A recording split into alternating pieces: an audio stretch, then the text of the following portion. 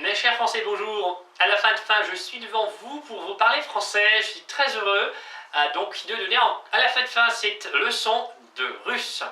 Je suis celui donc, qui parle russe, qui parle aussi français, pour rejoindre au maximum possible la culture russe avec la vôtre, avec la culture française à l'intermédiaire de la langue, de ce grand moyen de la réunification des peuples. En fait, j'aime beaucoup la France, la langue française, alors je la pratique et aussi je souhaite bien que vous le pratiquiez aussi, la langue russe, la mienne, ma maternelle je veux dire.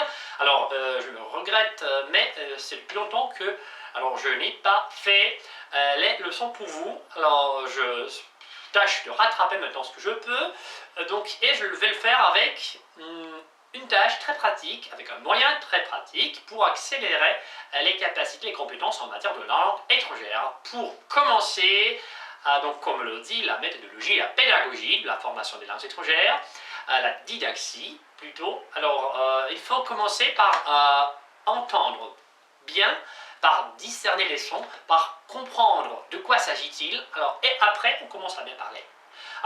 Certainement que nous ne sommes pas intéressés seulement de comprendre d'après le texte que nous lisons, mais aussi par l'audition, parce que c'est après la compréhension orale que nous avons cette aptitude de parler, de nous exprimer oralement, librement, couramment dans la langue étrangère. Alors c'est par une bonne écoute qu'on va commencer une langue courante, la langue parlée. Bon, maintenant je vais vous proposer une tâche, un problème très intéressant qui est lié à cette méthodique de l'audition. Écoute, je vais vous lire le texte spécialement accompagné par les questions et réponses. Et vous allez comprendre de quoi je parle pour répondre à la fin de mon intervention. Aussi, vous allez répondre à la question que je vais poser, que j'aurai posée. Et cette question sera exposée là-dessus, au bas de ce vidéo sur YouTube. Pour me répondre, si possible, par écrit.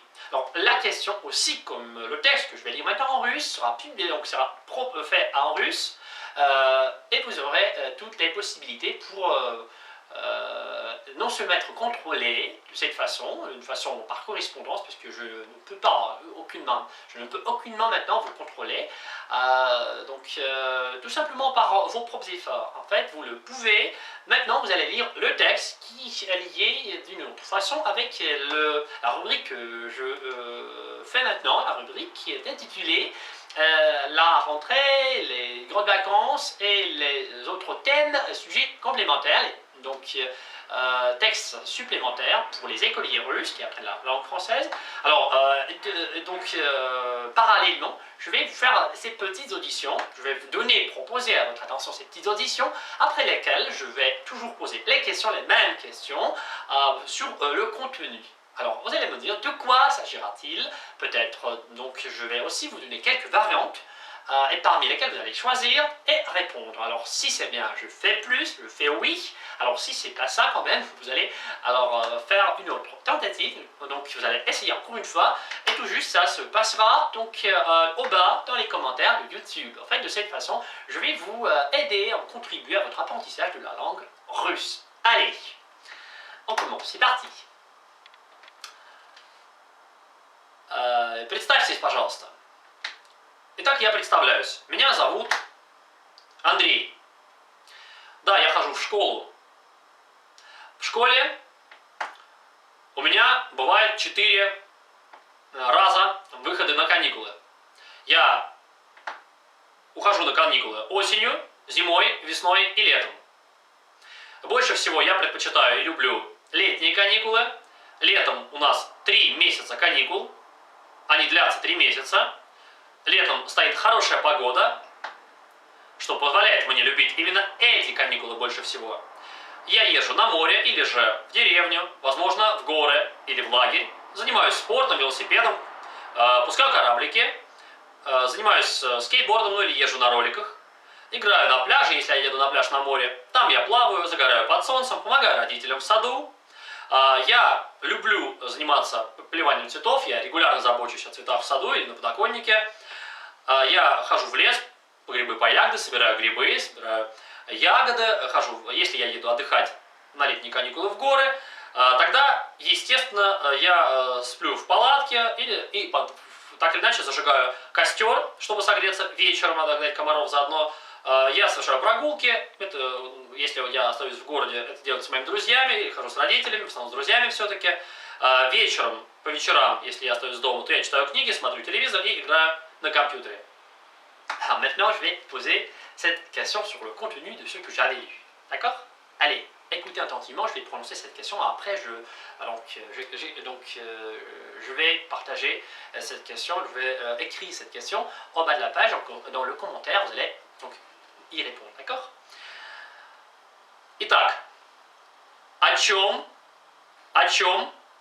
сейчас был небольшой рассказ? О чем был сейчас небольшой рассказ?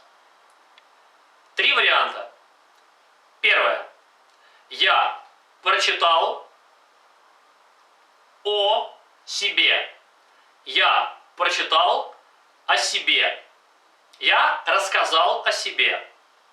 Второе. Я рассказал о любимом времяпровождении. Я рассказал, я прочитал о любимом времяпровождении. Третье. Я прочитал, или же я рассказал об одном из выходов на каникулы. Я рассказал или прочитал об одном из выходов на каникулы. Alors, maintenant c'est fini. Alors, vous avez déjà entendu lire. Maintenant, répondez s'il vous plaît à cette question. Alors, je vais vous dire si vous avez raison ou non. De cette façon, vous allez accélérer vos capacités dans la compréhension et vous allez parler mieux la langue russe, que je vous souhaite pleinement. Parce que moi, j'aime beaucoup votre langue. A tout à l'heure, on se retrouve. Apprenez le russe.